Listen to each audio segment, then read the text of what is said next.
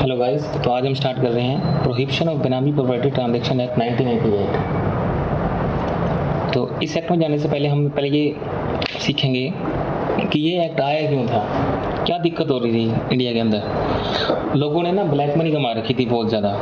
अब black money क्या होता है? ऐसा पैसा जिसकी पहले अकाउंटिंग नहीं हुई। लोगों ने पैसा तो बहुत कमा रखा था लेकिन उसकी ना अकाउंटिंग नहीं की थी, उसको इनकम टैक्स रिटर्न में कभी शो नहीं कर रखा था। ठीक है, तो वो पैसा गवर्नमेंट की नज़र में आया नहीं, तो उसको ब्लैक मनी बोला जाता है। अब उस पैसे को कहीं ना कहीं तो लगाना था, तो लोग क्या करते थे, अब अपने नाम से प्रॉपर्टी खरीदेंगे तो वो इनकम इन्होंने डिस्क्लोज नहीं कर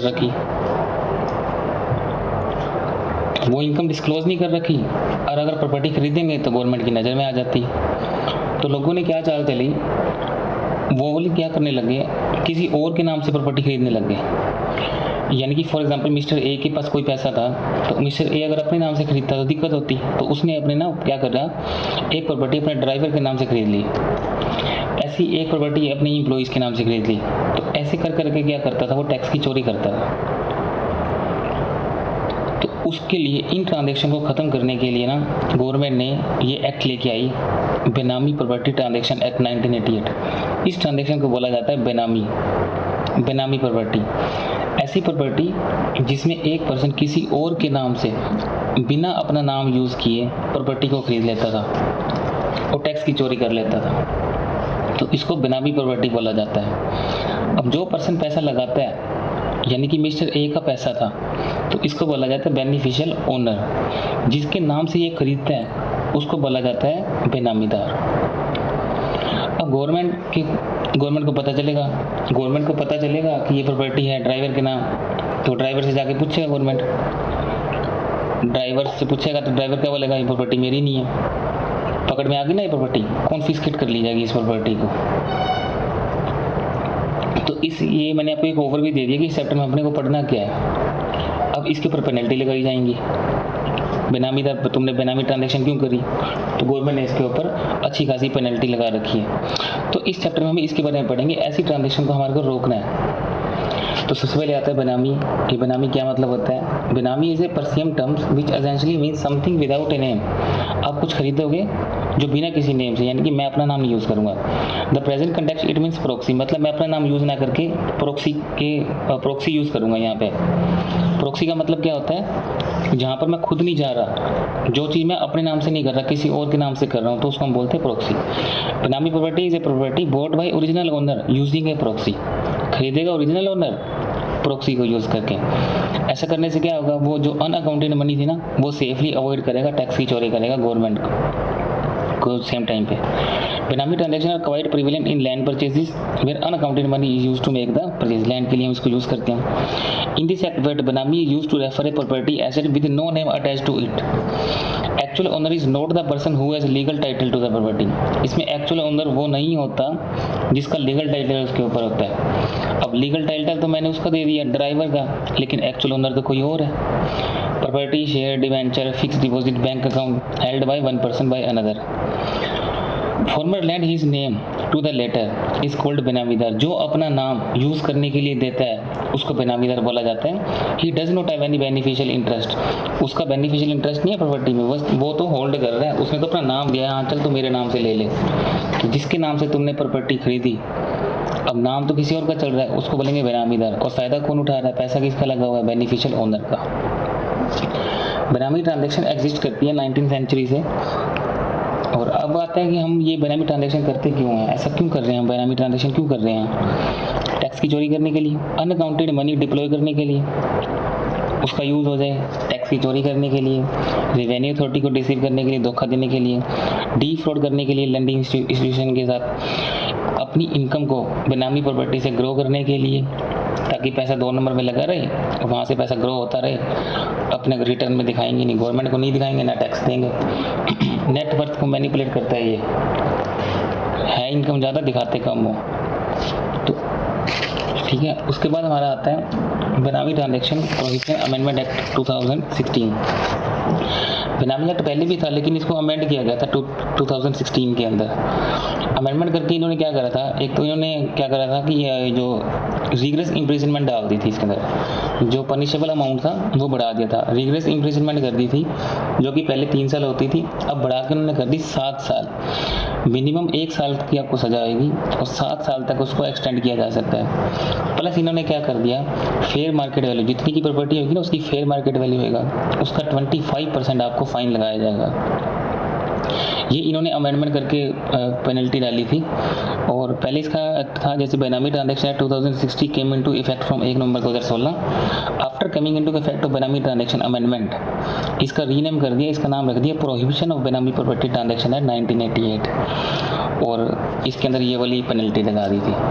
पेनल्टी यहाँ से आप काट सकते हो, पेनल्टी का अलग से अपने पास एक सेक्शन होता है, पूरा आएगा वहाँ पे सेक्शन। चलो अब कहता है ऑब्जेक्ट क्या था इस एक्ट का आना, क्यों आया ये, क्या था ऑब्जेक्ट इस एक्ट का।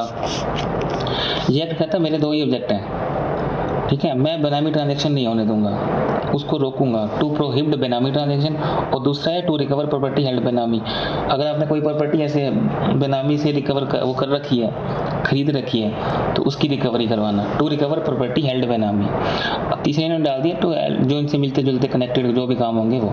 मेन पर्पस आपके 2 ही हैं, बेनामी ट्रांजैक्शन होने नहीं दूंगा, अगर कर ली तो पैसे रिकवर करके दूंगा, ये एक्ट का मेन ऑब्जेक्ट था दोनों। अब सेक्शन 2 आता है, ये एक्ट की एप्लीकेबिलिटी। पहले इस एक्ट का नेम दिया हुआ है, इस एक्ट का अब जो लेटेस्ट नेम है वो है prohibition of benami property transaction act 1988। ये act whole of India applicable है। इसमें 3 सेक्शन आए, सबसे पहले 3, 5, 8, और बाकी के जो सेक्शन है वो 19 मई 1988 को आ गए थे ये, ठीक है, अमेंडमेंट अपनी 2016। अब आते हैं डेफिनेशन के ऊपर। देखो डेफिनेशन के अंदर हमारी जो सबसे पहले इंपॉर्टेंट डेफिनेशन आएगी वो हमारी आती है बेनामी प्रॉपर्टी। अब पहले वाली पेज में क्यों छोड़ रहा हूँ, मैं यहाँ पर अपना और आपका टाइम वेस्ट नहीं करूँगा, एक लाइन की डेफिनेशन है, ना ये एग्जाम के लिए रेलिवेंट है और ना ही इसमें कुछ बताने वाला ऐसा कुछ है, तो मैं आपका टाइम वेस्ट नहीं करूँगा। बैंकिंग कंपनी दिया हुआ है, अथॉरिटी दिया हुआ है। हम पहली ट्रांजेक्शन पे आते हैं, बेनामी प्रॉपर्टी। बेनामी प्रॉपर्टी क्या होती है, जिसकी वजह से हमारे को ये एक्ट पढ़ना है, तो वो वाली डेफिनेशन देखें ना अपन। तो बेनामी प्रॉपर्टी क्या होती है, ऐसी property means any property which is subject matter of बेनामी ट्रांजेक्शन, जो बेनामी ट्रांजेक्शन से आई है, and includes the proceeds from such property. ये लाइन इंपॉर्टेंट है, पहली लाइन ही इंपॉर्टेंट है इसके अंदर। अब आपने क्या करा, 2 नंबर के पैसों से एक प्रॉपर्टी खरीद ली 1 करोड़ रुपए की, तो वो तो बेनामी प्रॉपर्टी है ही पड़ी, वो तो बेनामी ट्रांजैक्शन है, बेनामी ट्रांजैक्शन है तो बेनामी प्रॉपर्टी हो गई। अब उस 1 करोड़ रुपए से 20 लाख रुपए की आपने इनकम जनरेट कर ली, तो जो उसकी प्रोसीड्स है ना, includes proceeds from such property, वो भी उसके अंदर हम इंक्लूड कर लेंगे। मान लो जब भी पकड़ में आपकी प्रॉपर्टी की आती है ना, तो प्रॉपर्टी की फेयर मार्केट वैल्यू देख लेंगे और ये देख लेंगे कि आपने इस प्रॉपर्टी से 3-4 साल में, जब भी मतलब 4 साल हो गए मान लो आपको ये खरीदी को, 4 साल में पैसे कितने कमा लिए इस प्रॉपर्टी से, वो सारा पैसा इंक्लूड करके बेनामी प्रॉपर्टी की डेफिनेशन में आ जाएगा। In case of benami property who पे consideration for the purchase of property does not purchase in its own name but by it in the name of the other person. The person who finance such deal is real owner होता है, जो पैसा लगाता है वो real owner होता है, जिसके नाम, और रियल ओनर वही होता है जिसके नाम पे वो खरीदता है, whose name the property has been purchase, उसको बेनामीदार बोलते हैं। Nothing person is nothing but is as a proxy, उसको प्रॉक्सी बोलते हैं। अब ये केस आ रहा है दौलत राम वाला, इसमें क्या था, अब मान लो डिपार्टमेंट आता है किसी पर्सन के पास, मिस्टर ए के पास आके बोलता है कि ना ये प्रॉपर्टी तेरी बेनामीदार है, हमारे को पता चला है। मिस्टर ए कहता है अगर आपको दिक्कत है तो आप प्रूफ कर दो, फिर मैं तो नहीं कह रहा अपनी मेरी प्रॉपर्टी बेनामीदार है, अगर आप मेरी प्रॉपर्टी को बेनामीदार कहना चाहते हो तो फिर प्रूफ कर दो। तो ये जो बर्डन है ना प्रूफ करने का कि ये जो प्रॉपर्टी बेनामीदार है वो डिपार्टमेंट के ऊपर होता है। The burden lay on the department to prove the respondent was the owner of amount, ठीक है, तो ये लाइन हाईलाइट करके रख लो, ये जो बर्डन है ऑनर्स ऑफ प्रूविंग वो किसके ऊपर आएगा, डिपार्टमेंट के ऊपर आएगा। अब कहता है बेनामी ट्रांजैक्शन क्या होती है, benami transaction means a transaction arrangement where a property is transfer to or held by person and consideration for such property has been provided paid by another person. 2 party आ गई ना इसके अंदर, property is transfer or held by person, और consideration उसका किसी और ने, रह कोई और रहा है, पैसे किसी और ने दिए। The property is held for the immediate, या तो आज के लिए या फिर फ्यूचर बेनिफिट के लिए मैंने खरीदी है। अब एक्सेप्शन आती है इसके, अब इन्होंने तो बोला रह कोई और है, प्रॉपर्टी किसी और की है, पैसे किसी और ने दिए, तो यहाँ पर गवर्नमेंट के पास ना 4 केस आए। पहला केस आता है, मान लो HUF है, हिंदू अनडिवाइडेड फैमिली है। अब हिंदू अनडिवाइडेड फैमिली की जो इनकम, उसने इनकम टैक्स रिटर्न भरी, इनकम डिस्क्लोज कर दी, ठीक है। अब उस पैसों से उसने प्रॉपर्टी खरीदी, वो कर्ता के नाम पे खरीद ली। अब इसमें तो कर्ता का नाम यूज़ करना ही पड़ेगा क्योंकि कर्ता ही संभालता है उसको। अब पैसा नॉन सोर्सेज से है ना, सारा ये पैसा गवर्नमेंट को पता है, अपने रिटर्न भरी हुई है, 1 नंबर का पैसा है। HUF ने क्या करा, अपने नाम से खरीदने की बजाय कर्ता के नाम से प्रॉपर्टी खरीद ली। तो आप यहाँ पे खरीद सकते हैं, इस प्रॉपर्टी को हम बेनामी ट्रांजेक्शन नहीं बोलेंगे।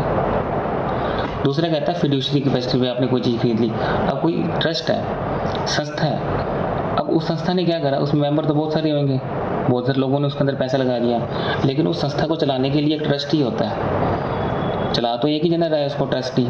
तो संस्था ने क्या करा, पूरी चैरिटेबल इंस्टीट्यूशन था जो, उसने ना एक ट्रस्टी के नाम से, एग्जीक्यूटिव के नाम से कोई खरीद ली प्रॉपर्टी, कोई दिक्कत नहीं, वो बेनामी थोड़ी है, बेनामी ट्रांजेक्शन थोड़ी हो जाएगी, वो बेनामी प्रॉपर्टी नहीं कहलाएगी।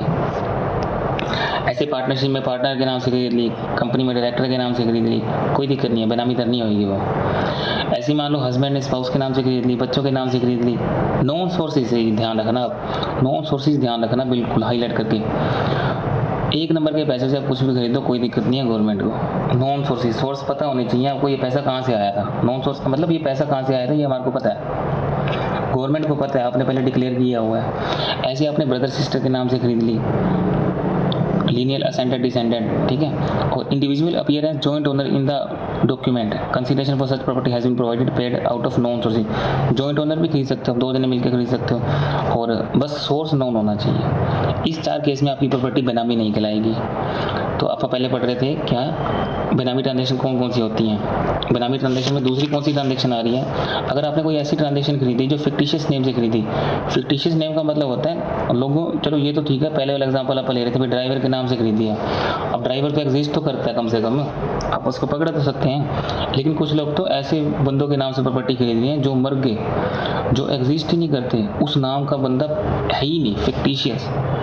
फिक्टिशियस का मतलब होता है वो बंदा एग्जिस्ट ही नहीं करता जिस नाम से आपने प्रॉपर्टी खरीदी, पैसे खिला दी ना लोगों को, अप्रूवल ले ली थी। ऐसा नेम, फिक्टिशियस नेम यूज़ कर रहा हूँ, अथॉरिटी आई, पता चला इस नाम का तो कोई बंदा एग्जिस्ट नहीं करता। तीसरा कहते हैं, a transaction arrangement in respect of property where the owner of property not aware या deny ownership of such, deny knowledge of such ownership. अब मान लो कि ना अपने को पता चला मिस्टर सी के नाम पे एक प्रॉपर्टी है, अथॉरिटी आ गई मिस्टर सी को पकड़ने, मिस्टर सी को बोला हाँ भाई ये प्रॉपर्टी तेरे नाम पे मुझे पता चला है। अब वो घबरा गया, है तो उसके नाम पे, लेकिन बोलेगा क्या, मना करेगा, वो कहेगा मेरी ओनरशिप नहीं है, कौन सी प्रॉपर्टी, मैं नहीं जानता इस प्रॉपर्टी के बारे में, ठीक है, मैं तो नहीं जानता इस प्रॉपर्टी के बारे में, कौन सी प्रॉपर्टी की बात कर रहे हो, इतनी मेरे पास प्रॉपर्टी हो तो मैं तो मर्सिडीज ले लूँ, ये ले लूँ, वो ले लूँ। तो वो उसको मना कर रहा है अथॉरिटी को, अपनी ओनरशिप को, क्योंकि वो अगर मान गया ना दिक्कत हो जाएगी ना। अगर वो मान जाता भी ये मेरी ही प्रॉपर्टी है तो फिर उसको 7 साल की जेल हो जाती, 25% फेयर मार्केट वैल्यू का उसको फाइन लग जाता, प्रॉपर्टी तो जब्ती जाती, ये हो जाता। तो वो मना कर गया, अब ये प्रॉपर्टी क्या हो जाएगी, बेनामी ट्रांजेक्शन हो जाएगी, कन्फिस्केट कर ली जाएगी, वो अथॉरिटी ले जाएगी साथ। तो ऐसी प्रॉपर्टी जिसके बारे में ओनर खुद ही मना कर दे, डिनाई कर दे, या वो कहे मेरे को नहीं पता, not aware. A transaction or arrangement in respect of property where person providing the consideration is not traceable fictitious, वो बंदा मिल ही नहीं रहा, जिसके नाम पे प्रॉपर्टी है ना, हम बंदा ढूंढने जाते हैं, वो बंदा ही नहीं मिल रहा कहीं पे, उस प्रॉपर्टी को गवर्नमेंट डिक्लेयर कर देगी बेनामी प्रॉपर्टी। तो ये 4 इंपॉर्टेंट पॉइंट थे अपने, जहाँ से क्वेश्चन पक्का पेपर के अंदर पूछेगा। अभी इसकी एक एक्सेप्शन आती है, एक्सेप्शन में क्या है कि मान लो कई बार क्या होता है, मान लो यहाँ तक कि आपकी जो हमने लाइनें पढ़ी हैं एक्ट की, उसके हिसाब से एक केस हो रहा है गवर्नमेंट के सामने। वो क्या था केस, अब मान लो कि ना मैंने अपना घर है आपको बेचा, अभी घर मेरे नाम पे ही है, ठीक है, आपने मेरे को पैसे दे दिए, मैंने कहा चलो ऐसे रजिस्ट्री तो मैं 3 महीने बाद कराऊंगा, और अब मेरा घर खाली पड़ा है, अगर आपको रहना है ना तो आप चाहे कल से शिफ्ट हो जाओ, क्योंकि आपने मेरे को पैसे तो दे दिए थे, तो पैसे दे दिए मैंने, आपको पोजेशन दे दी, अब आप घर पे तो आप रह रहे हो, उस घर में आप रह रहे हो ना। अब गवर्नमेंट को पता चल गया कहीं से कि ये बेनामी ट्रांजेक्शन है, गवर्नमेंट आपके पास आ गई, अब घर पे आप मिल गए, आप मिले तो आपने बोला कि हाँ हमारे पास पोजेशन है, हमारे पास रियल ने, जो रियल ओनर है वो तो कोई और है, गवर्नमेंट को बल्कि और एक एविडेंस मिल गया, ये तो वाकई बेनामी हो सकती है, क्योंकि आपने कहा था इसका रियल ओनर तो कोई और है, हमने उससे प्रॉपर्टी खरीदी है। लेकिन जब आप रियल ओनर के पास आए, मेरे पास आए, तो मैंने गवर्नमेंट को बोला अरे ये वो नहीं है, ये नॉन सोर्सेज हैं सारे, ये तो मैंने बेची है, उसको बस रजिस्ट्री 3 महीने बाद करानी है, इसकी स्टैंप ड्यूटी गवर्नमेंट को हमने पे कर दी है, ये हमारा कॉन्ट्रैक्ट है, कॉन्ट्रैक्ट हमारा पूरा रजिस्टर्ड है। ये तो सिर्फ मैंने पोजेशन दी है, ठीक है। तो फिर गवर्नमेंट को पता चला अच्छा ये बात है क्या, फिर इसको बेनामी में नहीं डाला। तो अगर कोई ऐसी प्रॉपर्टी आ जाती है जो आपने ट्रांसफ़र तो कर दी, प्रॉपर्टी आपने ट्रांसफर कर दी, consideration for such property has been provided by the person to whom possession is property. मेरे को कंसीडरेशन आ गया है, मैंने साफ साफ उसको दिखा दिया, देखो पैसे पक्के में आए हुए हैं उसके मेरे पास, और प्रॉपर्टी मेरी है, ये कॉन्ट्रैक्ट हमारा रजिस्टर्ड हो गया, स्टैंप ड्यूटी हमने पे कर दी है। तो इसमें कोई इलीगल काम थोड़ी करा हमने कोई, ये तो उसका पैसा है, उसने ही पे करा, प्रॉपर्टी उसके पास चली जाएगी। तो ये बेनामी ट्रांजेक्शन नहीं होती। तो ध्यान रखना पेपर के अंदर कोई क्वेश्चन आ जाए जहाँ पर सिर्फ हमने पोजेशन दी है, स्टैंप ड्यूटी पे कर दी, कॉन्ट्रैक्ट रजिस्टर है, तो इसको हम बेनामी ट्रांजेक्शन नहीं बोलेंगे। अपन कुछ एग्जांपल देखते हैं। इस एग्जांपल से अभी तक अपन ने जो भी पढ़ा है, जो भी डाउट होगा आपका वो भी डाउट निकल जाएगा दिमाग से। Mister X is non resident Indian purchase the flat for 50 lakh rupaye in the joint name of the brother. Joint नाम से खरीद सकते हो ना आप, कोई दिक्कत नहीं है, अभी तक बेनामी ट्रांजेक्शन नहीं है। Mister X non resident purchase a flat for 50 lakh rupees, paid 45 lakh rupaye account में चेक, ऑन अकाउंट से रेस्ट इन कैश में दे दिए। The registry was done at the value 45 lakh rupaye which was paid by cheque. अब ये देखो मिस्टर एक्स ने property खरीदी, 45 लाख रुपए चेक से दे दी उसने अपने अकाउंट से, बाकी कैश में दे दिए। क्या ये प्रॉपर्टी किसी और के नाम से खरीदी? अपने नाम से खरीदी है ना, तो अपने को क्या दिक्कत है? बेनामी तो तब लगता है ना प्रॉपर्टी आप किसी और के नाम से खरीदें। Since the property is in the name of mister X not in the name of other person name, it is not benami transaction.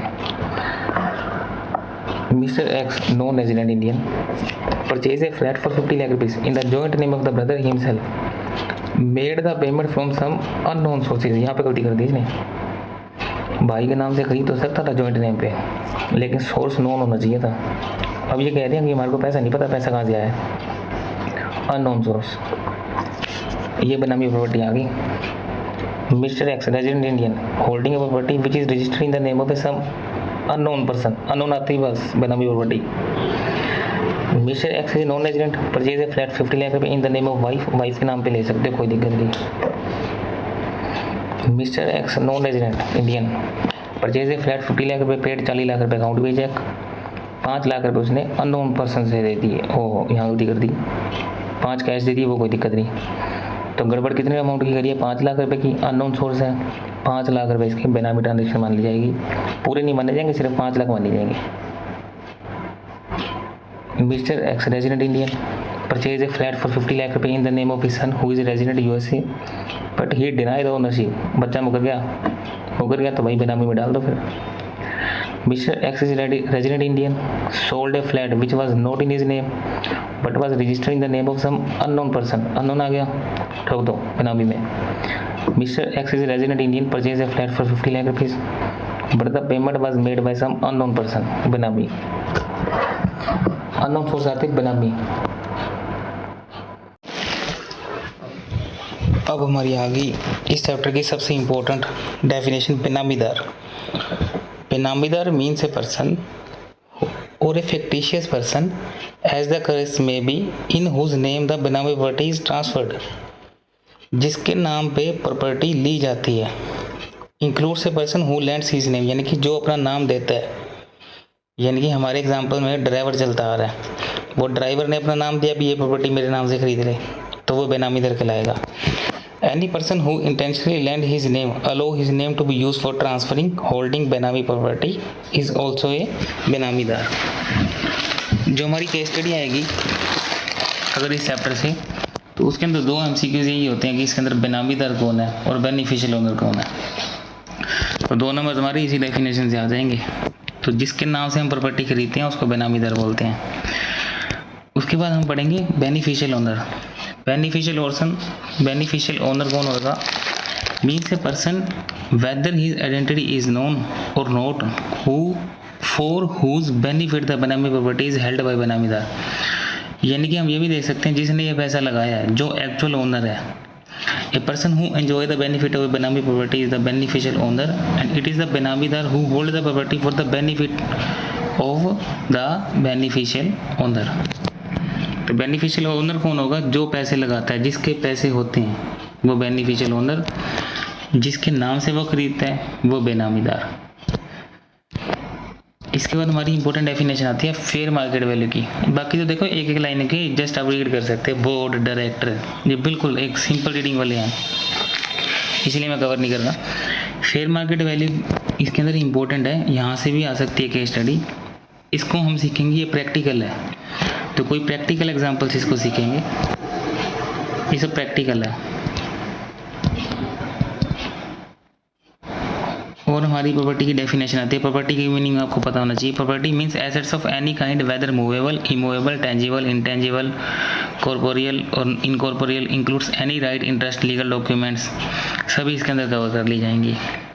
It will be seen the meaning of property is quite wide है। Property means any kind whether movable, immovable, includes right और interest को भी इसके अंदर ले लिए, legal documents को भी इसके अंदर हम ले लिए इस चैप्टर के अंदर। तो डेफिनेशन जो हमारी काम की थी वो हमने कर ली। तो अब हमारा टॉपिक आता है prohibition of benami transaction. Section 3 कहता है कि आप ना बेनामी ट्रांजैक्शन कर ही नहीं सकते।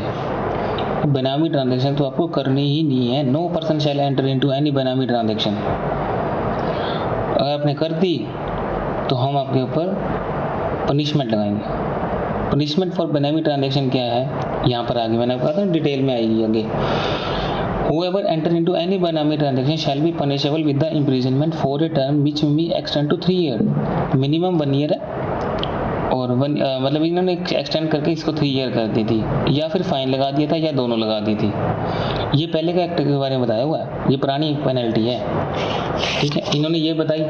अब उसके बाद क्या हुआ, बेनामी transaction enter into after amendment act, वो पहली है, पुरानी है वो अपनी। अब तो अपने को नई वाली पढ़नी है। अमेंडमेंट एक्ट आया 2016 के अंदर। 2016 के अंदर इन्होंने क्या करा,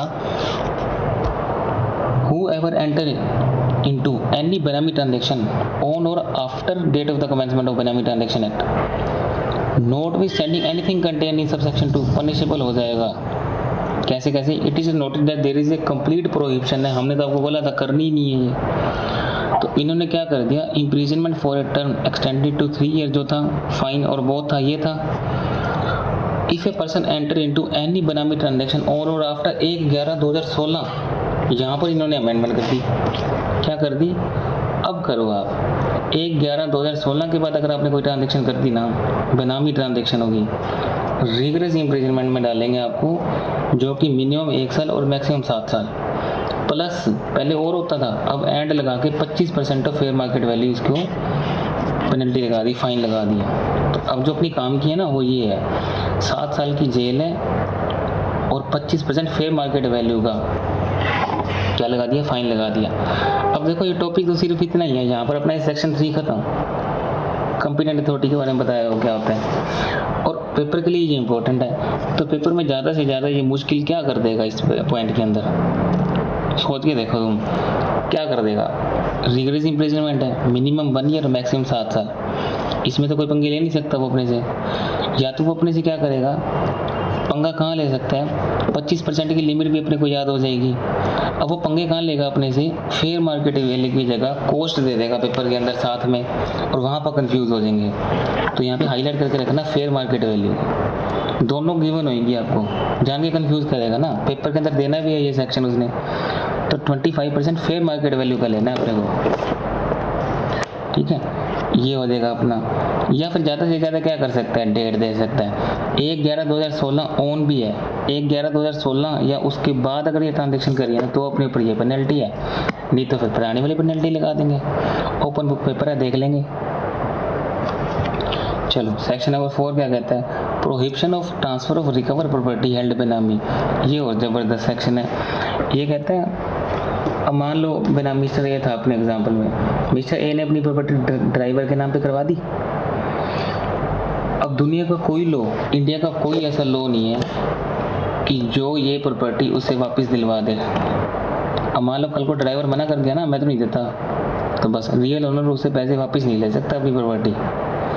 no suit, no legal recourse is permissible for benami transaction.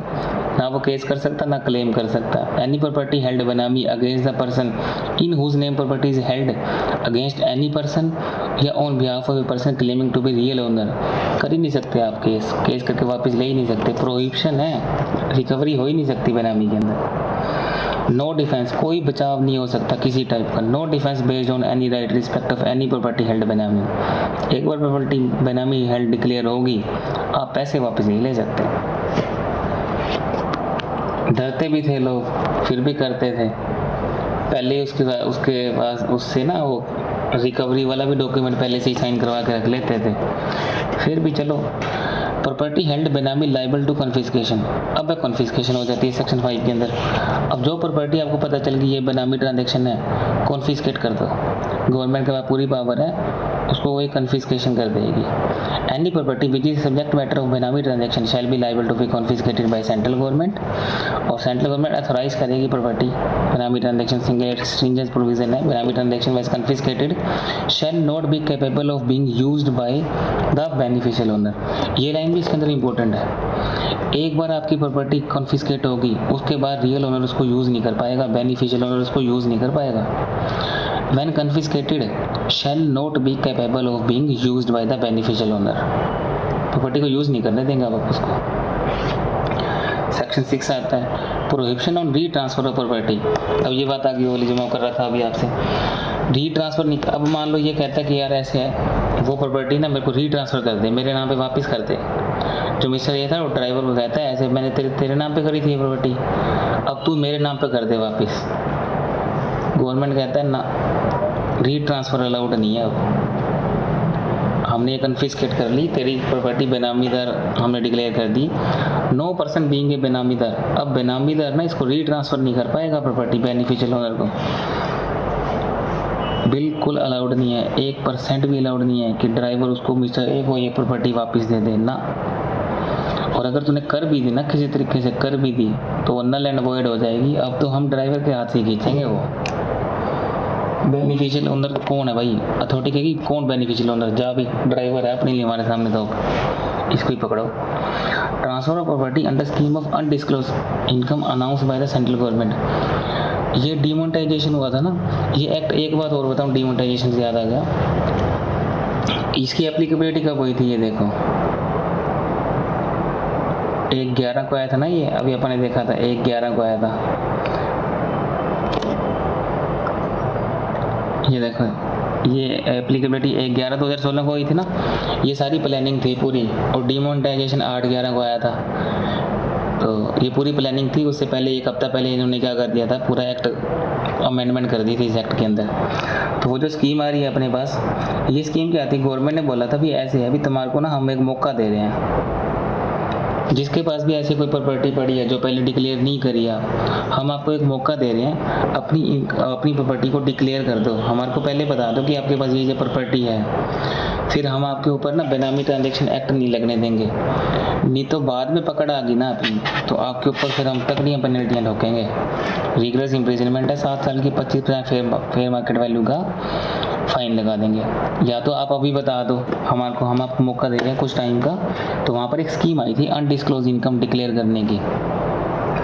तो अगर बहुत सारे लोगों ने बताया था undisclose income declare not to be treated as benami transaction in certain cases. सिर्फ इस केस में आप उस ट्रांजैक्शन को बेनामी ट्रांजैक्शन नहीं बोलेंगे, चाहे वो बेनामी ट्रांजैक्शन थी, फिर भी नहीं बोलेंगे। तो ये तो गवर्नमेंट ने मौका दिया था ना। अब अपना आता है अथॉरिटीज़ हैं। अब इस चैप्टर में अपनी अथॉरिटी इंपॉर्टेंट सेक्शन है ये वाला भी।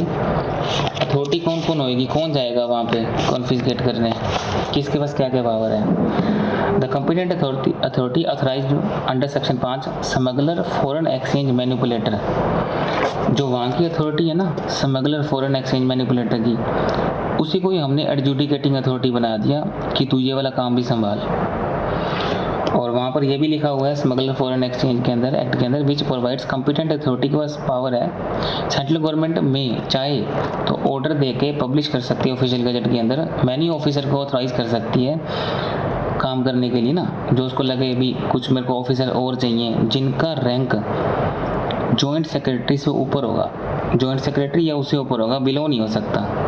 उन बंदों को वो ऑफिसर अपॉइंट कर देगी, हमारे फंक्शन में हमारे को हेल्प चाहिए, मतलब इस काम करने के लिए, तो वो अपॉइंट कर सकती है। तो मतलब स्मगलर और फॉरेन एक्सचेंज की जो कॉम्पिटेंट अथॉरिटी होगी वही अपनी यहाँ पे एडजुडिकेशन अथॉरिटी होगी।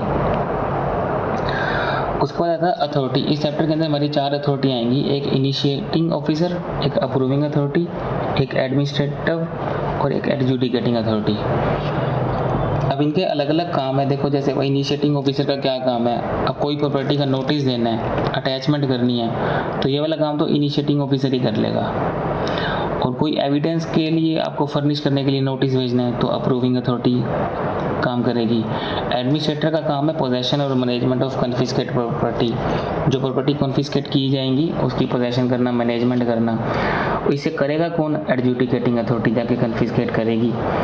और एपेलेट ट्रिब्यूनल है, मान लो आपका कोई ऑर्डर से आप अपील करना चाहते हो, आगे लेके जाना चाहते हो, ठीक है, आप एग्रीव्ड हो किसी के ऑर्डर से, तो आप एपेलेट ट्रिब्यूनल की हेल्प ले सकते हो। इसके बाद आप हाई कोर्ट भी होता है, हाई कोर्ट की भी हेल्प ले सकते हो। आप 80 के ऑर्डर से ही आप एग्रीव्ड हो गए तो हायर उसके बाद चले जाएंगे हाई कोर्ट के पास।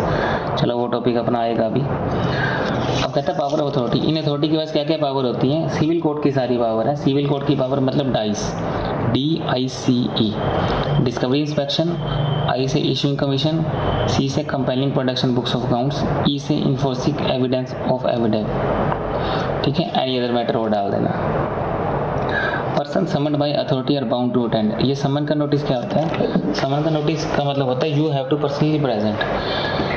ये जब समन का नोटिस किसी को जाता है ना तो स्ट्रिक्टली आप बाउंड हो जाते हो, उसी डेट पे आपको आना ही पड़ेगा, अटेंड करनी ही पड़ेगी वो वाली आपको हियरिंग।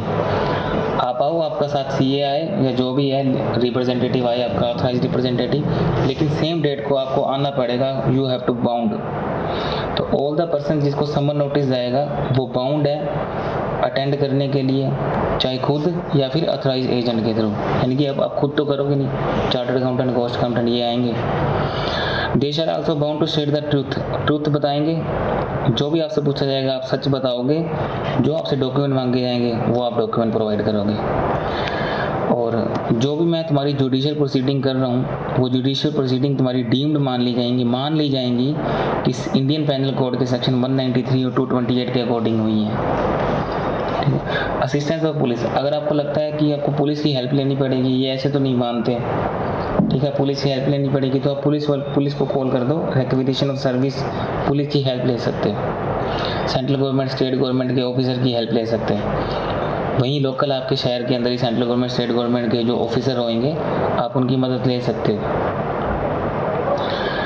रिपोर्टिंग एंटिटी इंटरमीडिएट की मीनिंग दी है वो एक लाइन में। अच्छा, certain officer to assist in inquiry. अगर आपको कोई इंक्वायरी करनी हो, इस अथॉरिटी का कोई इंक्वायरी करनी हो तो कौन कौन से लोग हैं जो इसकी मदद कर सकते हैं? आप इनकम टैक्स ऑफिसर को फ़ोन कर लो, उनसे टाइम मांग लो, इनकम टैक्स अथॉरिटी आपकी मदद करेगी। कस्टम और सेंट्रल एक्साइज डिपार्टमेंट के ऑफिसर आपकी मदद कर देंगे। नारकोटिक ड्रग्स के ऑफिसर आपकी मदद करेंगे। सेबी के, रिजर्व बैंक ऑफ इंडिया के ऑफिसर, फॉरेन एक्सचेंज मैनेजमेंट के ऑफिसर, सेबी के, any other body corporate constitution, ये सारों के सारे ऑफिसर आपकी मदद करेंगे।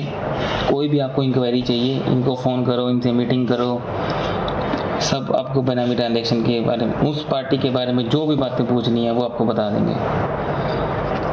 Power to call for information. अब आपको लगता है मुझे किसी से कोई भी इन्फॉर्मेशन मंगवानी है, कोई भी ऐसी इन्फॉर्मेशन जो आपको लगता है, जो आपके ओपिनियन में लगता है कि ये यूज़फुल है, रेलिवेंट फॉर दिस पर्पस, तो आप उससे कोई भी डॉक्यूमेंट, कोई भी इन्फॉर्मेशन उस पर्सन से मंगवा सकते हो। ये पावर भी आपके पास है अथॉरिटी के पास। Furnishing of information by officer concern to authority. Officer bound है, उनसे जो भी मांगा जाए वो अथॉरिटी को प्रोवाइड करेंगे। Prohibition of holding illegally acquired property. Prohibition of Benami property provides that income tax authority refer to subsection 1 285BA. Such authority agency which is prescribed under section 120 285BA shall electronically transmit करेगी copy और statement और initiating officer को, और by initiating officer by 15 days के अंदर। बस ये highlight करके रख लो, 15 डेज इलेक्ट्रॉनिकली ट्रांसमिट। आपके पास पावर होती है इंपाउंड करने की, आप बुक्स ऑफ अकाउंट्स को इंपाउंड कर सकते हो। Where any books of accounts other documents are produced before the authority in any proceeding, authority in behalf, उसका रीज़न टू बिलीव है कि मेरे को तो ये इंपाउंड करने हैं, रिटेन करने हैं, क्योंकि मेरे लिए इंक्वायरी के लिए मेरे काम आएंगे, तो आपके पास पूरा राइट है, पूरी पावर है, बुक्स ऑफ अकाउंट्स को इंपाउंड करो। इंपाउंड करके आप कितने टाइम तक रख सकते हो उसके पास? 3 महीने आप अपने पास रख सकते हो, लेकिन आपको लगता है कि मुझे 3 महीने से ज़्यादा के लिए रखना है, तो वो टाइम पीरियड आपका एक्सटेंड हो सकता है। सफिशिएंट रीज़न रिकॉर्ड कर देना बस राइटिंग के अंदर सफिशिएंट रीज़न रिकॉर्ड करके 3 महीने का टाइम बढ़वा लेना, तो 3 + 3 महीने के लिए आप उसके पीरियड रिटेन करके रख सकते हो बुक्स ऑफ अकाउंट्स। अब ये है कि आप ना ऐसे करो, एक बार अप्रूविंग अथॉरिटी से क्या करो, वो ले लो, परमिशन ले लो, फिर ही करना। तो where the authority impounding retaining the books of accounts other documents, अगर वो इनिशिएटिंग ऑफिसर है, वेयर द अथॉरिटी जो बुक्स ऑफ अकाउंट इंपाउंड करना चाहता है वो इनिशिएटिंग ऑफिसर है, तो भाई फिर अप्रूवल ले रहे अप्रूविंग अथॉरिटी की, क्योंकि इसके पास पावर नहीं है ना। अभी अपन ने पढ़ा था ना इनिशिएटिंग ऑफिसर के पास क्या पावर होती है, ये देखो, इनिशिएटिंग ऑफिसर के पास पावर नहीं है ना, तो इसको हायर अथॉरिटी की अप्रूवल लेनी पड़ेगी। अप्रूवल लेके फिर कर सकता है। Where the authority impounding retaining the books of accounts other documents under the aforesaid is initiating officer, तो he shall obtain approval of approving authority within 15 days from the date of initial impounding of seek। Further approval लेनी है, extension करवानी है, पहले ही आपको approval लेनी है। अब आपको लगता है मेरे 3 महीने तो हो गए, अगले 3 महीने और चाहिए, तो वो टाइम ख़त्म होने से पहले आप अप्रूवल ले लेना, ताकि आपको अगले 3 महीने आराम से मिल जाए। तो before the expiry of period आपको अप्लाई कर देना। बाकी कहता है पीरियड ऑफ रिटेंशन, बाद में क्या करोगे, period of retention of books accounts other document shall be no case exceed period of 30 days from the date of conclusion. अब मान लो आपकी ये चीज़ प्रोसीडिंग कंक्लूड ही होगी, कंक्लूजन होगी, फाइलें बंद हैं, क्लाइंट का जो डाटा था सब कुछ कंक्लूड हो गया, अभी भी बुक्स आपके पास पड़ी हैं, ये गलत बात है। तो ज़्यादा से ज़्यादा 30 दिन आपके ऑफिस में बुक्स रह सकती हैं। कन्फ्यूजन मत हो ना, जब काम चल रहा है तब 3 महीने, और 3 महीने आपके एक्सटेंशन हो सकते हैं, वो बात तो चलो ठीक थी। अब जब तेरा काम ही कंप्लीट हो गया, प्रोसीडिंग ख़त्म ही हो गई, तो उसके बाद तो बुक्स वापस दे देना उसको। तो मैक्सिमम 30 दिन आप अपने बुक्स अकाउंट्स अपने ऑफिस में रख सकते हो, इससे ज़्यादा नहीं। No case exceed a period of 30 days from the date of conclusion of all proceeding under this act. अब मान लो आप 3 महीने के लिए उसके कॉपियाँ चक्के ले गए, ठीक है, तो पीछे से काम कैसे करेगा? आप कुछ बदल दो उसके अंदर, फिर तो वो कहता है भी ऐसे अभी एक कॉपी मेरे को देता जा, रख सकता है बिल्कुल मौका, बिल्कुल तेरे पास पूरा राइट है, क्लाइंट को एक वो दे दो copy.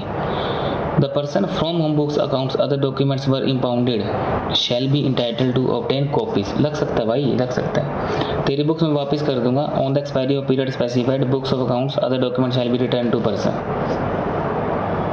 unless approving authority, adjudicating authority permit। देखो रिलीज़ करने से पहले भी मेरे को अप्रूवल चाहिए, अप्रूविंग अथॉरिटी है फिर तो अप्रूवल लेगी नहीं, अगर इनिशिएटिंग ऑफिसर है फिर वो अप्रूवल लेगा। Unless approving authority, adjudication authority permit their release to any other person। Power of authority to conduct inquiry, authority के पास पावर है इंक्वायरी कंडक्ट करवा सकती है। Initiating officer after obtaining prior approval of approving authority. अब देखो काम करने अपन इनिशिएटिंग ऑफिसर को भेज देते हैं, अप्रूवल देते रहते हैं उसको। Shall have power to conducted any inquiry investigation in respect of any person, place, property, asset, document, books of accounts, in respect of any other relevant matter under this है। कोई भी आपको लगता है ना ये मैटर रेलिवेंट मैटर है, तो आप उसकी इंक्वायरी इन्वेस्टिगेशन करवा सकते हो, कोई दिक्कत नहीं है।